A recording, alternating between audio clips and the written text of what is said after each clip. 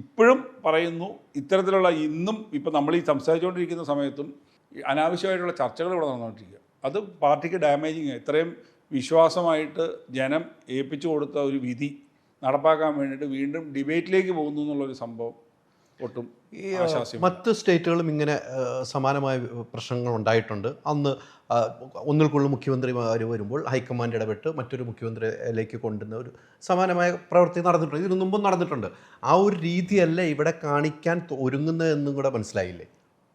അല്ല, അവിടെ എന്നാ വെച്ചാൽ ഇപ്പോൾ തൊട്ടടുത്ത കർണാടകയിൽ അവിടെ സംഭവിച്ചിട്ടുണ്ട്. ഈക്വലി ഇമ്പോർട്ടൻ്റ് ആയ സിദ്ധരാമയ്യയും ഡി കെ ശിവകുമാറും രണ്ടും കോമ്പീറ്റൻ്റ് ആയിട്ടുള്ള നേതാക്കന്മാരാണ്.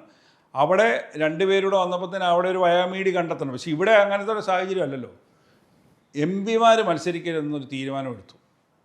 എം പിമാർ ഇപ്പോഴത്തെ ചർച്ച ചെയ്യുന്നുണ്ട്. രമേശ് ചെന്നിത്തലയോ വി ഡി സതീശനോ എന്നുള്ള ചർച്ചയല്ല ഇവിടെ നടക്കുന്നത്. അതല്ല പ്രസക്തി. ഇവിടെ നടക്കുന്ന ചർച്ച എം പി ആയ കെ സി വേണുഗോപാൽ മുഖ്യമന്ത്രിയാകാൻ പോകുന്നു എന്ന് പറഞ്ഞുകൊണ്ട് ചർച്ച. ഇതല്ലേ ഏറ്റവും ഡാമേജിങ്. അങ്ങനെയാണെങ്കിൽ അദ്ദേഹം അന്ന് രാജിവെച്ചിട്ട് ഇവിടെ വന്നിട്ട് ആലപ്പുഴയിൽ എവിടെയെങ്കിലും മത്സരിച്ചപ്പോഴായിരുന്നു.